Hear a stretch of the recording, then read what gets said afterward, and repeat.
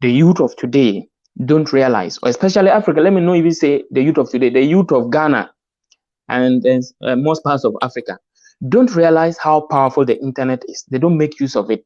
I see a lot of people coming out and still putting the blame on government after some years if they don't get employment. Yes, it's true that our governments are not really doing very well. They are not doing well because they are not putting their best to put opportunities in place, and because of corruption and lack of vision and other things. We are far behind as a youth and as a continent as compared to other people in other continents of the world.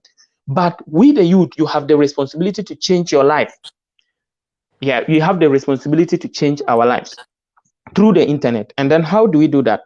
Me, I have a problem with a lot of the youth in Ghana. My problem is anytime they ask me, oh, I want to make money online, I want to learn some of the things that you do. When I tell them the process, they run away.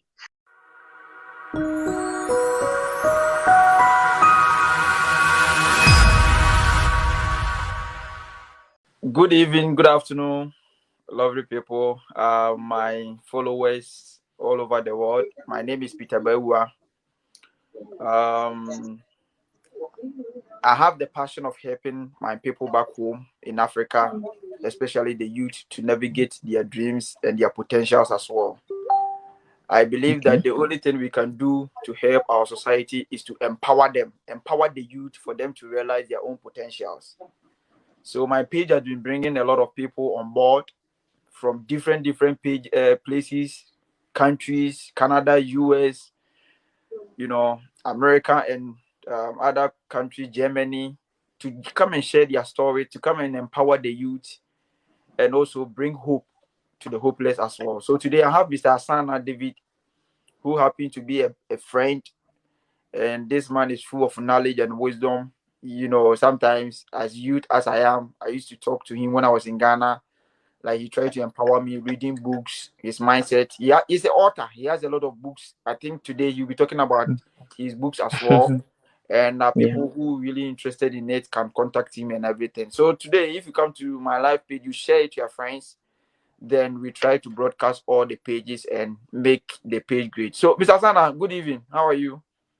Good evening, Peter. I'm doing good. And what about you? Yeah, I'm fine. Thank you for honoring my request to have you on my page as the first Black Ghanaian guy to be on this page, because normally I interview people in Canada, US, and so you are the first Ghanaian to be on this page, and I think thank you for that. Okay, so Mr. Thank you too for the opportunity. Can you give us a brief educational background? Who is Mr. David Asana? If people are really coming to watch, who is Mr. Asana? Okay, thank you so much. I am David Asana, as you just mentioned, and I'm a digital marketer and entrepreneur and the Chief Executive Officer of Global Institute of Entrepreneurship and Technology. And I'm from Ghana. That's just a little about me. You are from Ghana? Yes. And specifically, Garu Timpane in the Upper East region of Ghana. Garu what? Garu Timpane. Garu Timpane in the Upper East region of Ghana. Oh, okay. So yeah, that is the place where you grew up or something like that. You grew up there? Yeah, that's where I grew up. So if you may want to know a little about my background, I was born there. Okay. So talk about your background small. Okay, so I was born in the Upper East region of Ghana, Garu Timpane specifically Timpane. And I grew up in so much poverty and suffering. And at the age of, I didn't really go to school early. I started school at the age of 13.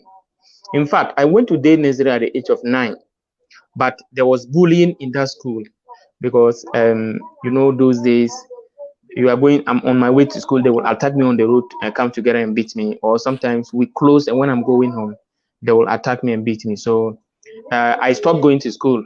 When I went to school at the age of 9 at day nursery, I stopped going to school. Then my parents didn't agree. They pushed me back to school. Then I went for some time, and they promoted me to P1, primary 1. I didn't finish day nursery, but they promoted me to primary 1 ahead of time because I was competent, and I was also grown, and I could do very well. And most of the things they wanted me to do were things I could do very, very well. So they promoted me to P1 when it didn't get to the time for me to go to P1. Then when I went to P1, the primary 1 and 2 and 3 were in the same classroom. This one classroom is divided into 3. That was Pipiria Primary School.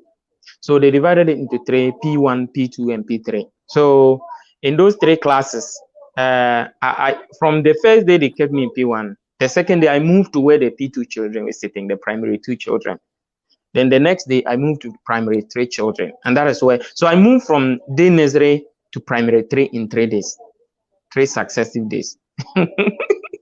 So I was in the primary 3 for some time till the bullying was too much. At that place, at your place, Upper East. Yeah. Yes, that is in the Upper East. Yeah. So I was there for 3 years till I'm saying I was there for 3 years, not for 3 years. I was in the primary 3 for some weeks and days till the bullying was too much, and I decided to stop school. So the primary 3 was where I stayed for long, because the primary 1 I stayed there for 1 day, primary 2 I stayed there for 1 day, but primary 3 I stayed there for weeks. But the bullying was still too much. Every day when I close and I'm going home, they will come and attack me. So I said I won't go to school again. So I stopped and stayed in the house for about 3 years. And the school I was attending was Melega Junior High, Pipiria Primary School. Then when I stayed in the house for about 3 years, I finally got up one day. That was in 2003, around June, July. We went to Jams, and I met a friend who told me he is at Melega Junior High School, and at those days they used to cook sorghum. So he told me that in their school they prepare sorghum for them, and they really enjoy the sorghum a lot. So he told me, and I said, okay, if that's the case, there's sorghum there, then I think the following day I will go there. So I went there, and the first day as I went there, they served me with sorghum, even though I didn't have a plate, but I used a colleague's plate to get sorghum. So after I ate that sorghum, the following day I said, I thought about the sorghum, and I said I will go back to school. So I went. The sorghum attracted me to like going to school. You know, in the village, what is happening is that there was poverty. You cannot get food to eat sometimes. So as a result of that particular sorghum, I realized that, okay, at least if I can go to school, even if I sit at home, sometimes I may not get food, and I can go to school, and sometimes as a result of being in school, I will get food to eat. Then I decided I was just serious, and then that is where all the seriousness started. So I started going to school, and I never stopped again. Then from P3 I was not doing that good in class. I was 10th position in class. Then we went to P4 first term, and my performance started improving. There was one small boy there who was doing so well, and I decided if this small boy can do well like this, myself too, I can also study and equally do something great like that. So I went home during that particular vacation. That was P4 first term. Studied very hard. In fact, P4 first term I was 9th position, but I studied hard, and by the grace of God, the second term I was 2nd. The third term I was 3rd. Then up to P5 second term when I became 1st, and from there I was always first. Then we came to JHS. They displayed me. In fact, I went back a little when students came from other schools. From my 1st position, I came back to 3rd. But the school was we were the first batch of the new junior high school that was created.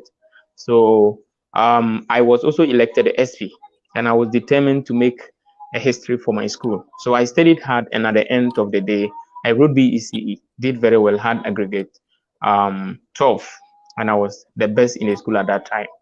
So I proceeded to Big Boss, where I read science, and after Big Boss, I did so well again.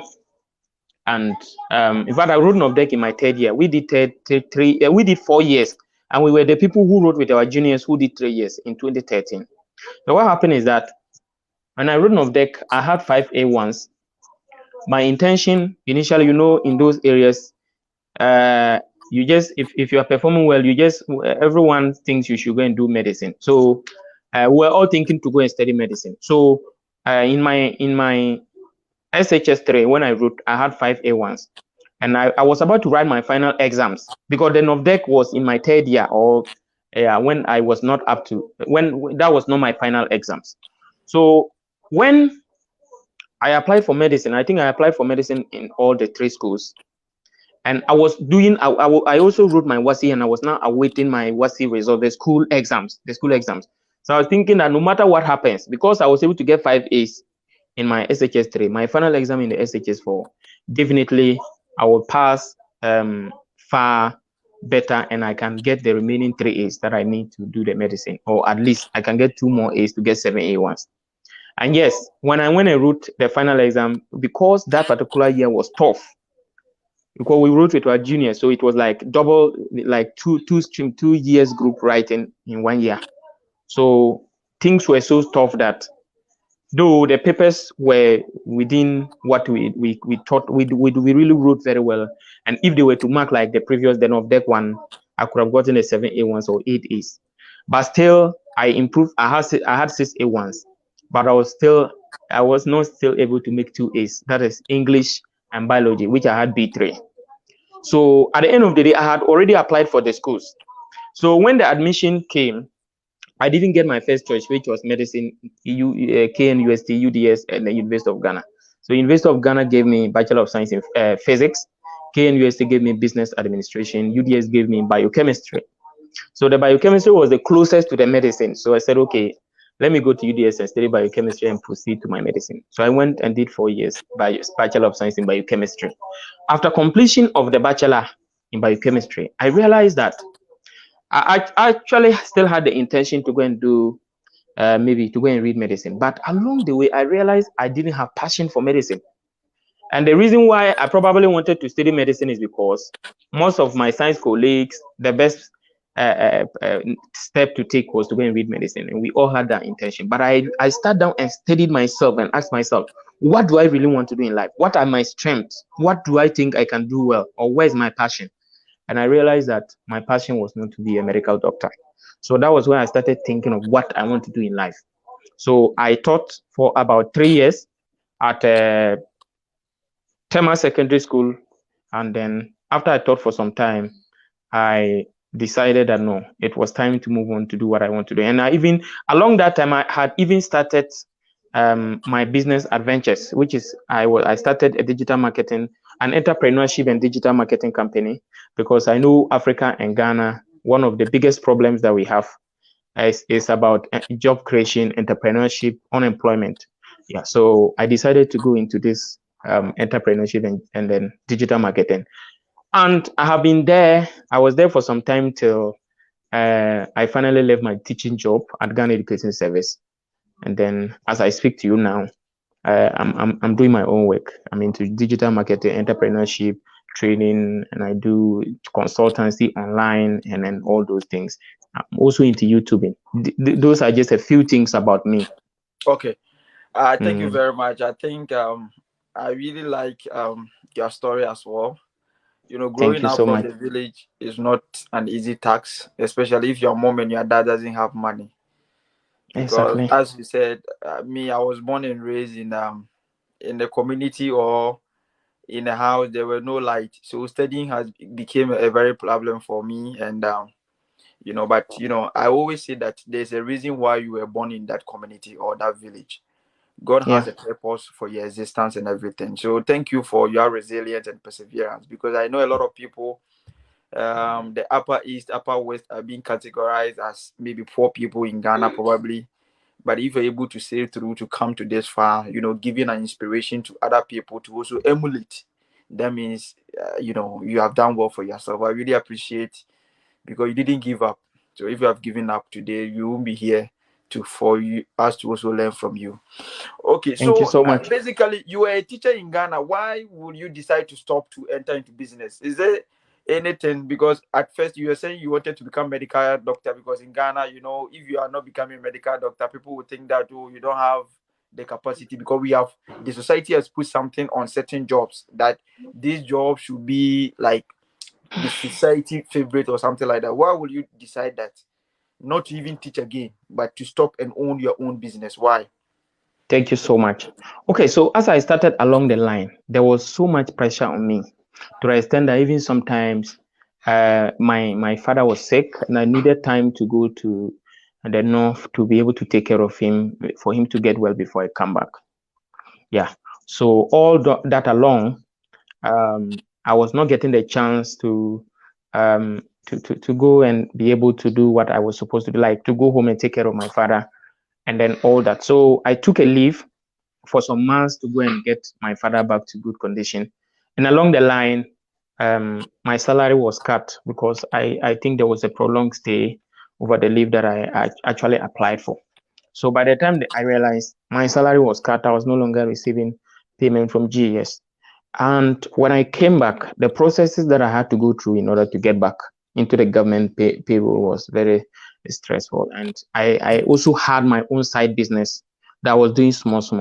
So I thought about it, and then why don't I just put all my effort into the business and even stop going back all the way to go and teach? Because it is not even it's not just about saying that, oh, I'm a government employee or I'm working under the government and I'm taking government salary. It is about what you can do that you have passion for.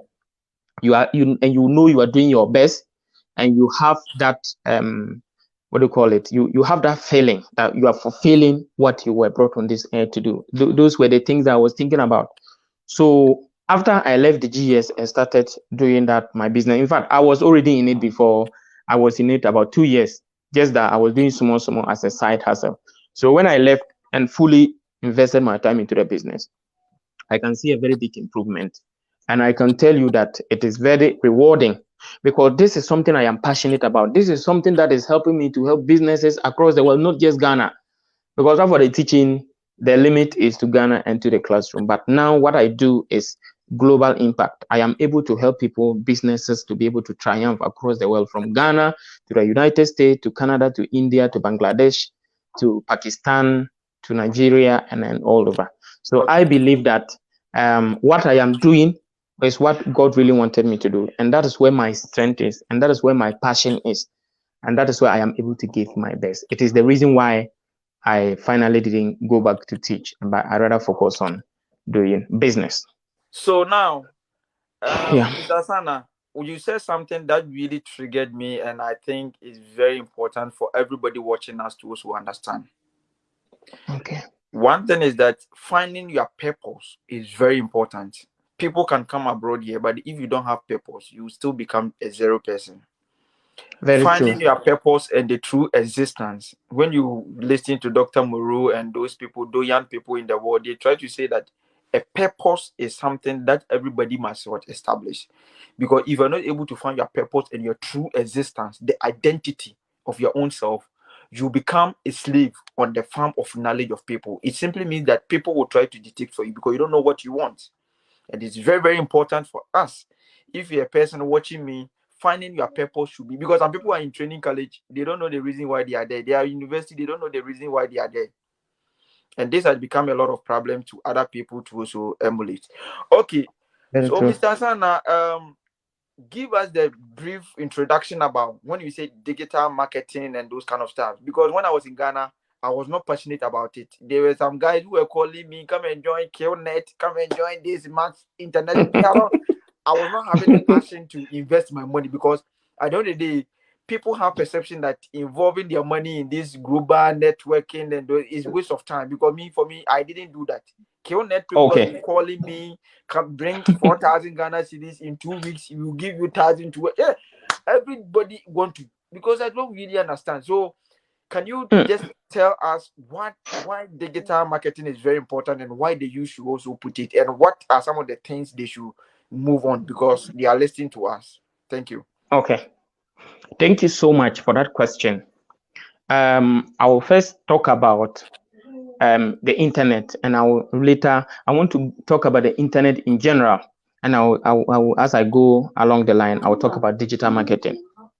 Okay, So the internet is an interconnected network of computers that help us to be able to communicate and then send information from one person to the other. That's just a little about, and that's what the internet is. Now, the internet, since its inception in the 1980s, has been a wonder to the world. You see, for those of us who have access to the internet today, we will not appreciate and understand how the world was when there was no internet. Just imagine there was a time when something like what we are doing could not be possible. We couldn't have just having direct communication with someone in a place like just across continent or even across from one country to the other. It was not possible. There was a time when that wasn't possible.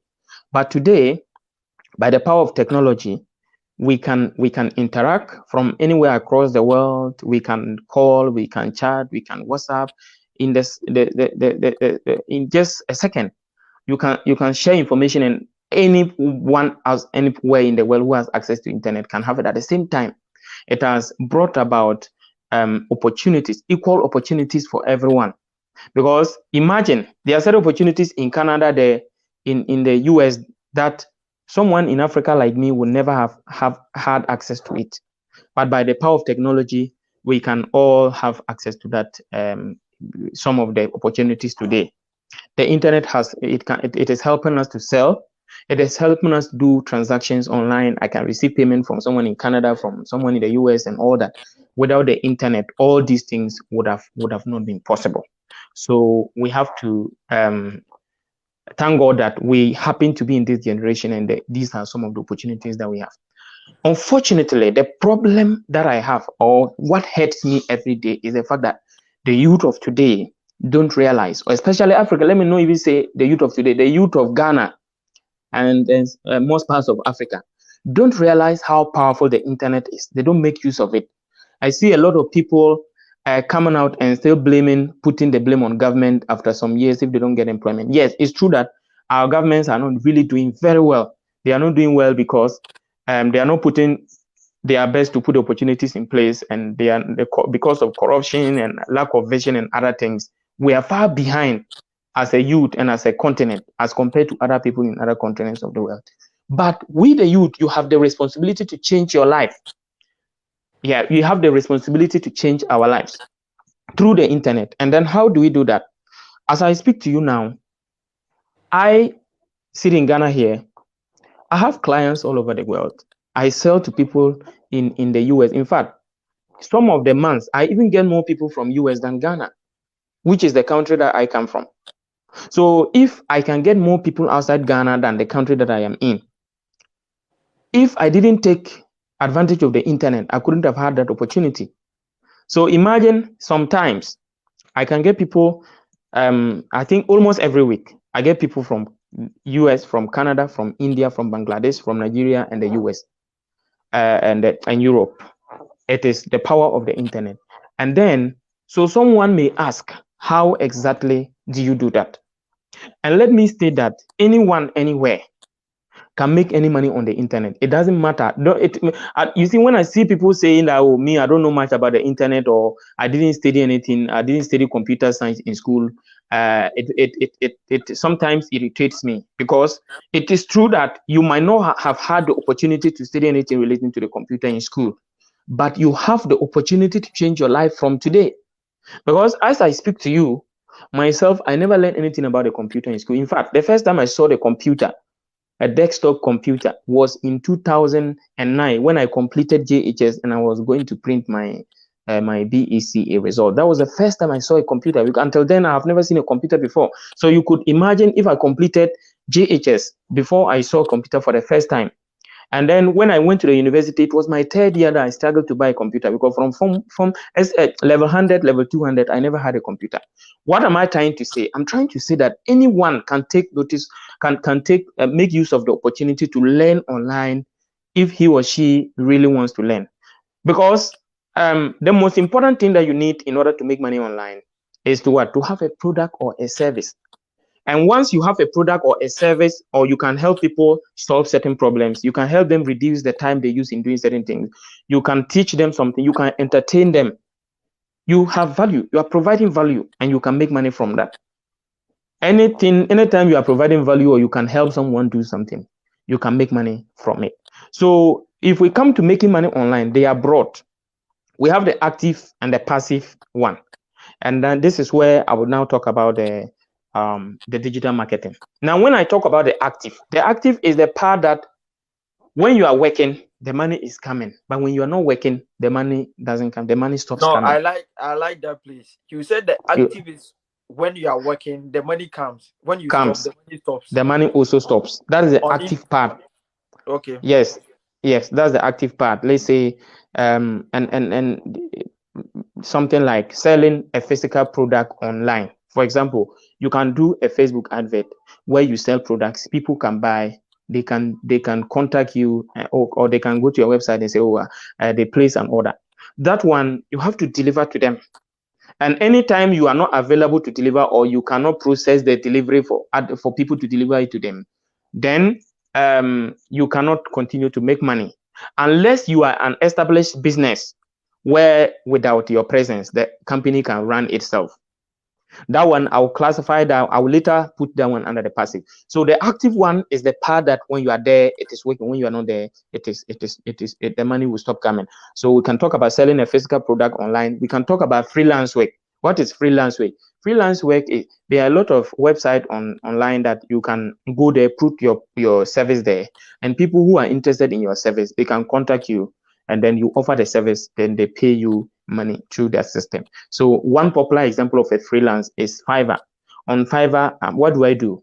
I solve digital marketing problems. I am able to run advert for people and I solve digital marketing problems. So people who have who need my service go to Fiverr, place an order. Then through the order, they are able to contact me and I solve their problem for them. And at the end, then Fiverr pays me the money they pay to Fiverr, because Fiverr is just a medium for them to contact me, but I actually work for the money. So that's how Fiverr is. Not just Fiverr, there are a lot of other freelance websites like Upwork and then all that. So those that are interested in freelance work, for example, let's say the person is a graphic designer, he's a video editor, he can design logos, he can serve as a consultant in anything you can do, and you can provide it over a digital medium. You can do it. So as I was telling you like this, when people book for me, when they pay, they book for me, and then we're able to schedule a meeting and I resolve the problems for them. And by the power of technology, we can do a Zoom meeting, and I can even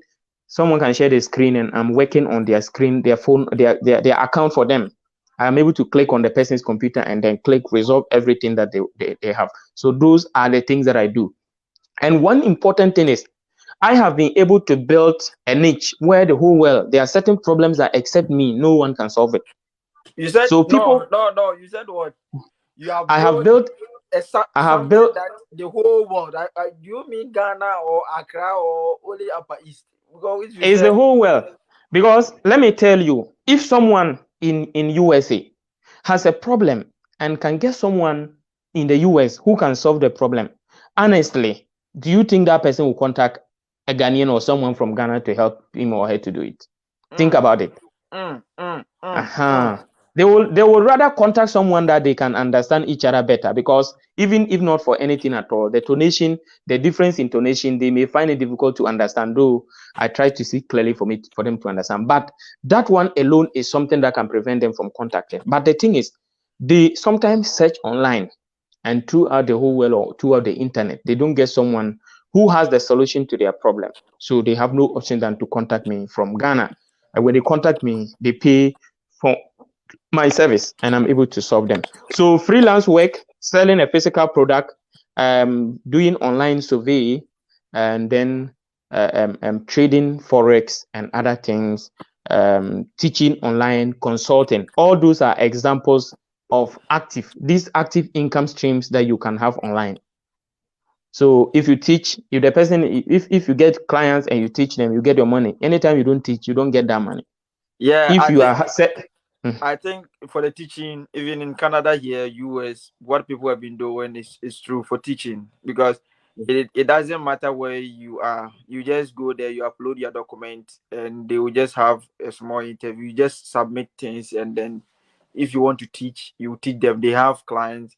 They even pay through PayPal and those kind of stuff. It's an app they can pay your money through. It's dollars. So, but people don't really take this opportunity for them to also, because you can do that as you are also. I'll be trying to share some of the links, online courses and online works for people to also try to register. So, Mr. Sana, then you are doing very well in Ghana, irrespective of the economic hardship. Yes, you are still, you are still doing well. Thank you. And as I was saying, I spoke about the passive, the active one. Let me go to the passive. Let me go to the passive. Because I was talking about the active. Let me speak about the passive. The passive one, anything that you can do that over time, even when you stop working, the money continues to come, is the active one. What are the popular examples? One popular example that I can mention is a YouTube channel. YouTube, if you produce evergreen content, when I say evergreen content, there are certain videos that, in fact, YouTube in general, your content, you can produce a video today that can still be paying you in 5 years' time. I have videos that I uploaded 3 years ago, and up to now, every day, people are watching those videos. And so even if I sleep for a month, YouTube will still pay me because my content are continuing to get views. YouTube pay according to views, not according to the subscribers that you have. They pay according to the, so even if your video you said YouTube pay according to the views, not the that you get. Exactly. Though there are some requirements you must meet before you can monetize. But YouTube is generally, a lot of people are making millions. And even in Ghana, we have people like Odemaya, who is doing very well. We have Jessica Opare Saforo. We have a lot of them. And we have Kwajo Sheldon. They are all doing very well and making huge sums of money on YouTube. Myself too, I've also been doing very well. I earn on YouTube every month, even if it is not even something big, but at least just consider the fact that in a month, YouTube will pay you something. Are you able to get some dollars into your account? While in Ghana here, if not the power of the internet, I don't think we could have had that opportunity. And so now there are certain things that even if you are active and you can do very nice videos that the whole world need, because my videos is not only Ghanaians that watch. So all over the world, if you get significant number of views, for example, YouTube pays about averagely $5 per 1,000 views. So imagine that you get 100,000 views in a month. So you multiply 5 times 100, that's 500. So if you get 100,000 views, averagely you get about $500. Imagine getting $500 in Ghana. And when you build your channel to that extent, even if you don't work, if you don't upload a video for the whole month, you will still get money up to the 500 or close to that amount in a month. And another thing that you have to look at, if you're talking about the passive income, we can talk about blogging. This is something that anyone who has a passion in a certain topic can start a blog and be writing articles, and a blog too is passive. The person can stop writing articles for even a year or more and still be making money. We can talk about like selling an ebook. You can write an ebook, and in 10 years time you still be selling that same ebook and be making money. Meanwhile, you wrote it just once and the money continues to come. We can talk about developing an app to help solve certain problems. And once your app is really something that can help solve problems and people are using that app, you will make millions and millions of dollars. So these are just a few examples. And another one is having an established business. Even those that I said they are active incomes. If you can build a system where people can be working for you and the money will continue to come, even if you yourself are not there. For example, I was talking about freelance work. Freelance work, if you don't do the work, the money will not come. But let's assuming that you are able to build a system where you have people who can work for you. So they continue to get orders and then they work it out. So even if you yourself is not there, there is a system that people are there to work, and then it can be classified as a passive income, just like any other business. Like, for example, big businesses like Facebook and co. Facebook operated, they are operating in so many countries. Meanwhile, they are not there. They are able to serve customers digitally. People are able to buy for to run ads, and then they get money, but they are not existing in those countries physically, but they are making money. So just imagine the power of the internet. Most of those I'm mentioning are small ideas. But if you have a big business idea that can help solve certain problems, some companies like, as I said, Facebook, Google, Microsoft, they are not present physically in the locations that they make money all over. So if we take notice of all these opportunities, we can really make a very good amount of money online. These are just some of the examples of the passive and the active income streams. I don't know whether you have more questions to ask there. Oh, okay. So, Yeah. so now, as a Ghanaian youth, now, Yeah. digital, how do they start? How would the person start something? Is it, can the person start like creating a YouTube page, the content? Can you speak something about it? You know. Thank you. That is. It just looks like you were in my mind. But that was just the next thing I was about to start. First of all, in order to make money online, as I told you earlier on, you have to discover your passion or talent. And now, me, I have a problem with a lot of the youth in Ghana. My problem is anytime they ask me, oh, I want to make money online, I want to learn some of the things that you do. When I tell them the process, they run away. And I realize that most of them are just looking for something that, oh, when they come today, tomorrow, they are making $100, they're making $200. It doesn't happen like that anywhere. And so their problem is they are not willing to go through the process. As I was talking about the passive and the active income streams, the active one, you may begin within a short time and make money. For example, let's say you have a physical product you want to sell on YouTube. You can start, and within 1 week, within 2 or 3 days, even within the first day, you can make a sale. Yeah, but that one, as I told you, if you stop it, it will also stop. If you are there, it will continue. Now, I also spoke about another option, which is the passive income.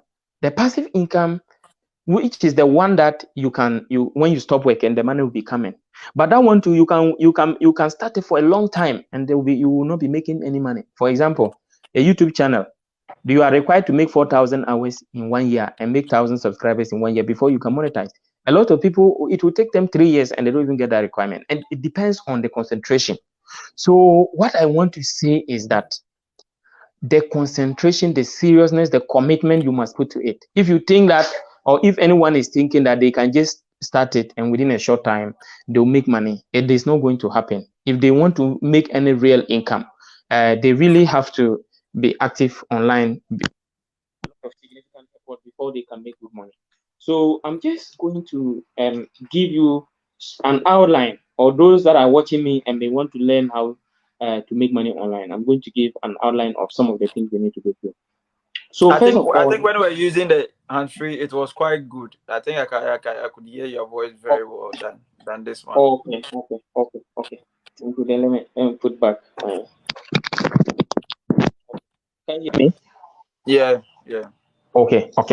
Now, the first thing is for anyone to discover their passion or their talent. If you don't discover your passion or your talent along the way, you are going to give up. The person is going to give up so early, because even myself, things have been so hard that it came to a time that I felt like giving up. But because it was something I am passionate about, anytime I want to give up, I still know and believe that no, this is something that I like doing, and I can't really stop doing it. So I continue to be doing it because I have passion. So the person has to discover their talent or their interest.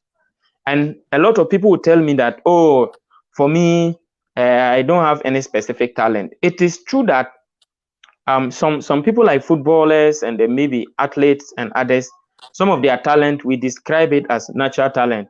We all have talent in one way or the other, or we all have passion about something. So it is your responsibility to discover your passion or your talent, or develop a skill. Even if you think within you that you don't have any talent, you can learn a skill. For skills are learnable and everyone can learn. And even those that have talent, if they don't develop it, they are going to become nothing. So you have to identify, you have to have a skill.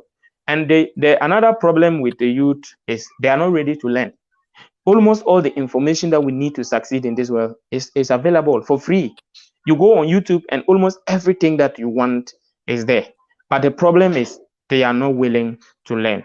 So they have to learn. So I will say, if someone wants to develop a channel, create a YouTube channel and make money from YouTube, it is easy, but these are the processes they will go. The person needs to create a channel. For creating a channel is not anything difficult. Anyone can create a channel. If you don't know how to create a channel, just go to YouTube and type how to create a YouTube channel and search. You create a channel. However, you can create a channel and it will be there for 10 years and you cannot make any money from it because you are not committed to producing content. At the beginning, I mentioned that YouTube pays according to views and not according to you have subscribers. Some people can even get fake subscribers, but can you force people to go and watch if your content is not really having value? Of course, no. So what they need to do is to before you even start a channel or you create a channel, or even if you have a channel and you are not going to produce content, I advise you go and look for 10 YouTube videos about how to succeed on YouTube, how to get more views, how to brand your channel. So 10 videos on how to grow a YouTube channel to become a success. Download 10 videos and watch all of them. And those 10 videos, I advise that it should be different people.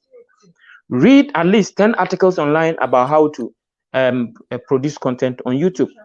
Read books, at least, even if not close to 10 books about how to succeed on YouTube. These are the things they are not willing to listen to. They will not do this. And that is the problem. It's only a few people that can do it. And that's the reason why only a few people succeed. As I speak to you, myself, I have been on YouTube for the past 5 years. But as I tell you, it was not until 2 years ago that I started having traction, because I was previously just producing the content, just doing videos, and I just do videos, but I had to pause and go and take courses, learn, watch people who have succeeded on YouTube, and find out what they are doing right now I'm not doing. And when I started reading and following and learning through those mediums, as I speak to you today, I have 2 YouTube channels, David Asana and ENT Academy. The ENT Academy, 80 to 90% of my audience are through YouTube search. There are people who search for me and get me on YouTube, and they don't know me anywhere in the world. It is the reason why 90% of the audience on that channel are not Africans and not Ghanaians. They are foreigners, mainly North and South America and the European continent and India. That is the whole thing. So what I'm saying is, go and it's not just YouTube, any other medium that you want to go, whether you want to go into blogging, you want to go into any niche, go and read books and search for YouTube videos and study about that particular thing. I have a very good understanding before you go into it. Another thing that I want to say is, set a goal for yourself. For example, I want to make $1,000 a month. If you want to make $1,000 a month, let's say through YouTube. YouTube is the one I'll be giving most of the examples, because I'm a YouTuber and I know the metrics well in that particular area. So it's the one I'll be giving most of the examples. So for example, let's say you want to make $1,000 a month. You have to understand that, as I said earlier, YouTube pays $5 per every 1,000 views, averagely. It depends on where your viewers are coming from. If your viewers are coming from the US, you can even pay $7 or $8 or $9. But if your viewers are from Africa, you can be paid $3 or even $2 or even $1. So it depends. So averagely, you can get $5 for every 1,000 views. So if you want $1,000 a month, then it means that you should aim to get 200,000 views a month. And if you do that, you have to divide that goal. How many views do I need to get in a day? How many views do I need to get in a week? So that you can know what you are supposed to produce each of the minute in order to get to meet your goal at the end of the month. And so these are some of the things I do. I set a goal and I have every bit of what I want to do along the way. This every day, at least, if I don't do, I set up a goal. I have to do at least 1 video a day. I have to get this number of clients a month. So a goal is very important. If you don't set a goal, you just live your life anyhow, and at the end of the day, you will never meet that particular goal that you hope to achieve. So setting a goal is important. Also, learn how to sell. There are average products that are selling well in the market because they are well marketed. So what are some of the examples of products you have been saying? Product. What product are you talking about? Okay. When I am saying products, actually, I sell products for people. I also have my own products. I sell in my own. I sell ebooks. Okay, ebooks is a digital product. I also have physical products of the book. So I sell books, ebook, and physical. I also sell physical items. So I sell some rice as well. And then I generally sell things for people. So for example, I help people to sell clothing. I help people to sell even houses, cars, electronic gadgets, computers, almost everything, anything that is sold in the market, I help people to sell it. So those are what I sell. And as I said, myself, I sell more of my consulting services, digital marketing. So someone can buy my course. So I sell my course. So I have several people. The courses are done in such a way that someone can just book for my service. They will just go and pay. They will just go and pay, make payment, and then they download the videos automatically. So and they go through it. So imagine if you can do videos and sell videos. You do one video and sell it to 1,000 people. So that's the power of the internet technology. It's not a physical thing, but it's a digital product. So those are some of the products I said. So learn how to sell. And then, as I said, some people have average products and they are selling very well. And those that have exceptional products and they are not able to market it well, they are not able to sell it well. So at the end of the day, though they have good products, but they are not making good sales because they are not well marketed. So I encourage anyone to learn how to sell and sell very well. Anyone who knows how to sell will not suffer to survive. I listened to one great man in Nigeria, and he was like, if you want to become great, there are only two ways. Either you provide service or you sell a product. So product and services. All these people in the world that has become doyen in our that have become gatekeepers of the industries, Elon Musk and these people, they are all Bill Gates, all these people, Dangote, they have something they are producing for the society, and it must have to help problems to mitigate as well. So it is very important that you also you said that it's very, very important. Okay, Mr. Exactly. Sana, so yeah. I learned you have a book, right? You have written books. Do you have any example, or do you want to talk about it? Okay. This is one of the books I wrote. Sorry, because there's lights out in my area currently, and then they may not see the book very well, but this is it. The title is Achieving Your Greatest Dreams. Can you see it very well now? Yes. The title is Achieving Your Greatest Dreams. It is a book about personal development, a book about entrepreneurship, a book about how to stay motivated on any goal you want to achieve. It is a sum of the wisdom I have learned from my research of the world's most influential people, both past and present, the most spectacular events in world history that have caused a tremendous change to humanity, the greatest philosophical thinkers, the greatest and most successful politicians, the most successful leaders. It is a book that can help anyone to really become the best that he or she ever wants to be. It is a book that will help anyone to achieve his or her most ambitious and impossible dream. That's why the title is Achieving Your Greatest Dreams. If you see, there are some goals that you think they are impossible, because when you look at everything about it, you just feel that, no, this one I can't achieve it. But I assure anyone who gets a copy of this book that this book will really help them to be able to market themselves, to be able to achieve their goals and dreams. If someone wants electronic, maybe there are a lot of people also be watching the video who also live in Germany and those kind of. So how are they going to get these books? Okay, so I think they can DM me. The book is actually on Amazon. Anyone who types Achieving Your Greatest Dreams on Amazon, they will see the book. And in addition to that, there's the website for the book, and I don't know if I can. They can DM me, or when we are done, I'll give you the link to the book. Maybe you can post it under this video description, so that those that want to really buy, they can just click and go to the book and then they buy. They can also go to gietworldwide.com, gietworldwide.com. When they go there, they can see the shop on the website, and then under the products, the shop, under the shop, the book is one of the products, and inside my the online shop. So maybe anyone. So there are various mediums. Either they contact me, or they contact you, or they go to Amazon, or they go to my website, which is gietworldwide.com. If they even type Achieving Your Greatest Dreams on Google, they will see the book. They can go check it out. And then I learned. You also have another book. Not another book. Another book is actually coming up on the A to Z of making money online. That one is not yet ready. But when it's ready, they will get to know. But this book is the book that will create the right mindset in them. Because the truth is that Africa's problem and poverty in general is a mindset problem. I always say that everything we are looking for is already available in some form. You only need to have the right mindset to know the things you're supposed to do in order to achieve what you're looking for. But Mr. Sana, when I was growing up, they told us that, you know, it can be almost a mindset. You are talking about money, you are saying mindset, you know, motivational speakers. People have been saying, because I know you are also a motivational speaker. Motivational speaker. And they make fun of us. Because they have been saying that these motivational speakers, if you follow them, you come and like they have created that impression in Africa. But when I came here, people pay money to go and listen to motivational speakers. So very cool.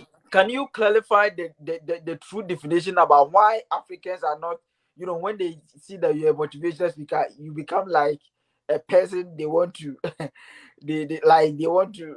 I don't know if you really get what I'm saying. People I get your concept. Don't really like motivational speakers, and speakers, we don't even have more motivational speakers in Africa. In and Africa, if a person is a motivational speaker, we try to kill the dream. People don't really appreciate you. People don't. Because me too, I like to speak to motivate people. That is my passion. That is what I want to do. But when I came here, you know, creating the platforms and everything is quite different from Africa. So what are the reasons why they have been saying that motivational speaker and even reading books, writing books is not really important to us? The truth is that if it is a wrong mindset and the perception is wrong, it is the reason why our continent is behind. Because there is a saying that if you want to hide something from a black man, put it in a book. Why do they say that about Africans? It means that we don't read. And once we don't read, we don't know much. Why is it that technology in Africa, we are the last in the world? We are the last in the world because we don't read. If you don't read, you are not curious, you will not understand how things are done, and you can't create things.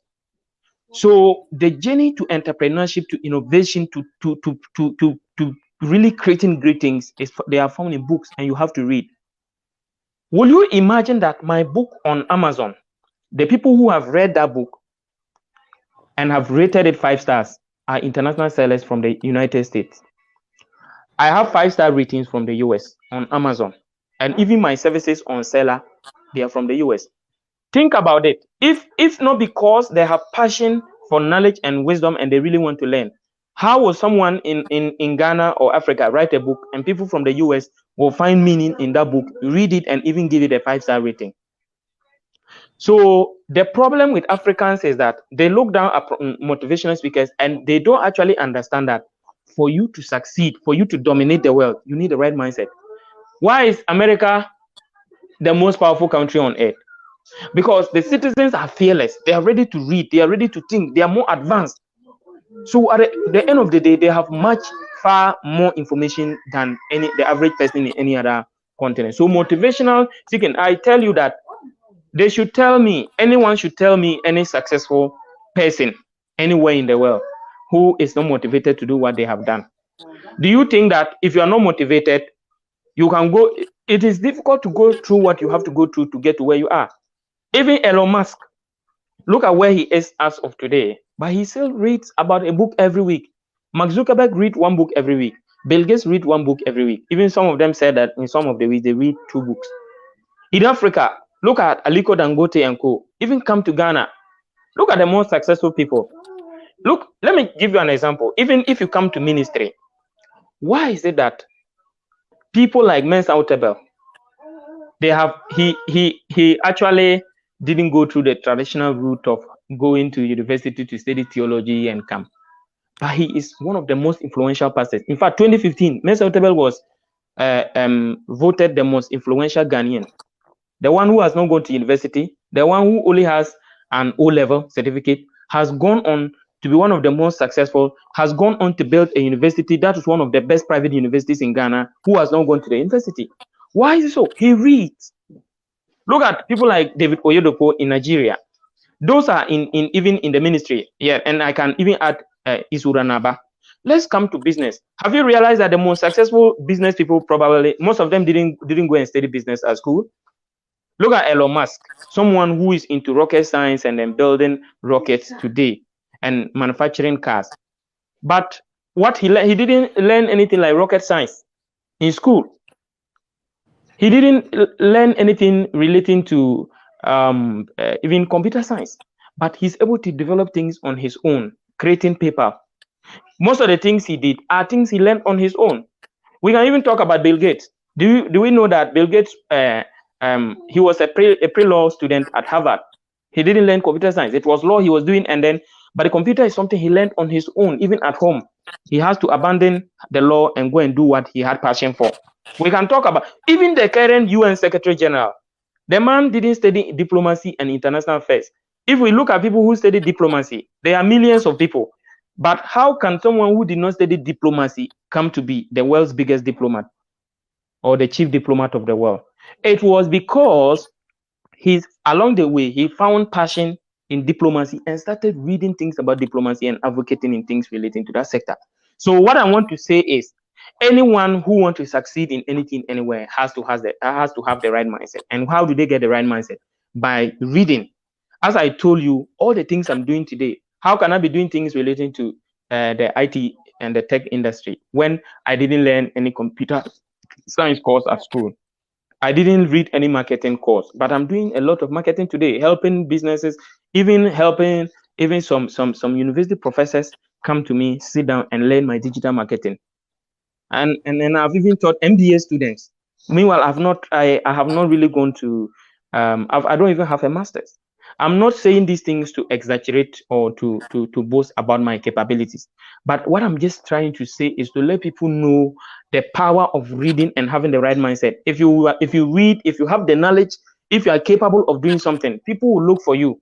That is why you are having the most successful business people, some of who like Bill Gates and then Steve Jobs, who didn't even have a bachelor degree, employing the most successful and the most highly educated people, and they're able to get them to work for them. It's because they have the right mindset. So that's what I can say about having the right mindset. Okay, I think you have stated the important point, and thank you for that, because being a motivational, or maybe if you want to inspire the world as well, is someone's passion. And it's because of the how our society is being created, like motivational speakers. If you follow them, there are a lot of people insulting them and those kind of stuff. But meanwhile, I know you know a lot of motivational speakers, Eric Thomas, Steve Harvey, Les Brown, all these people. They are doing a lot of money. People pay dollars to go and listen to them. Dr. Muru, very true.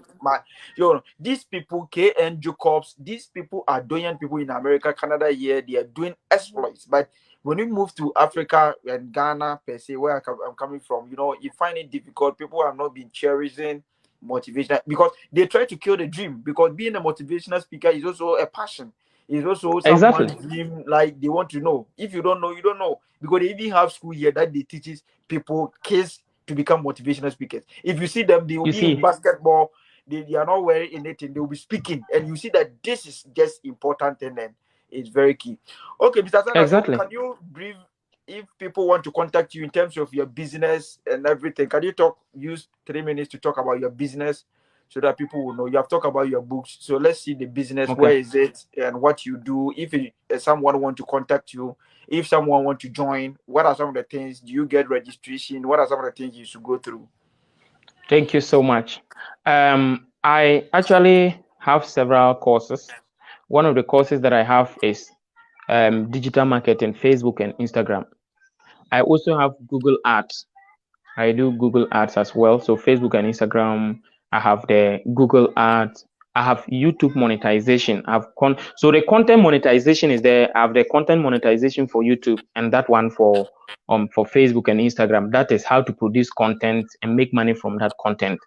And for those who don't even have anything at all, they can learn some basic video editing skills and how to produce. Even if they don't want to produce their own video, they can do reactions on other people's videos. A popular person says something, you go and analyze what the person says, do some reactions, and you can publish it. It is allowed according to YouTube laws. And then so that's content monetization. I have that one.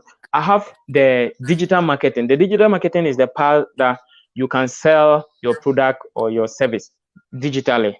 So the digital marketing, we have the Facebook and Instagram aspect, and we have the Google Ads aspect. And then I can also talk about other services that I offer on Fiverr. I'm also a consultant, a marketing consultant, general consultancy. So anyone who had any problem relating to restructuring their business or even starting, they want to structure their business the right way in order to take off very well. And then I also provide services relating to solving digital marketing.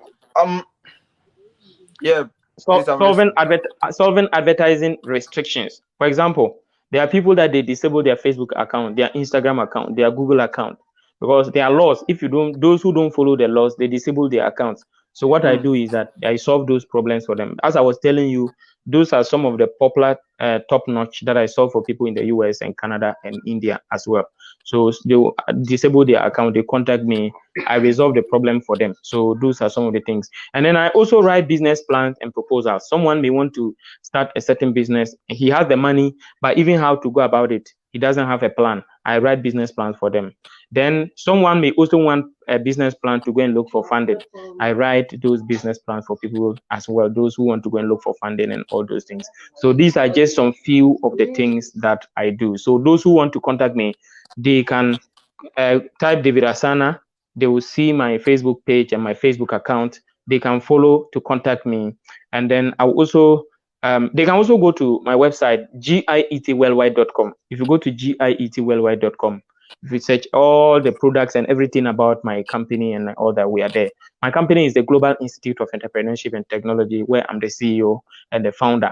So, in fact, we have an office in Ghana, and that is where we are 24/7. Anyone who wants to even come to our office physically can come along. We have a team of professionals who can design website for you too as well. If you're looking for website, professional one, if you want to do some high-tech design logos or graphic design, high quality ones, video editing, digital marketing, all other things I've mentioned, we do it over there at the office.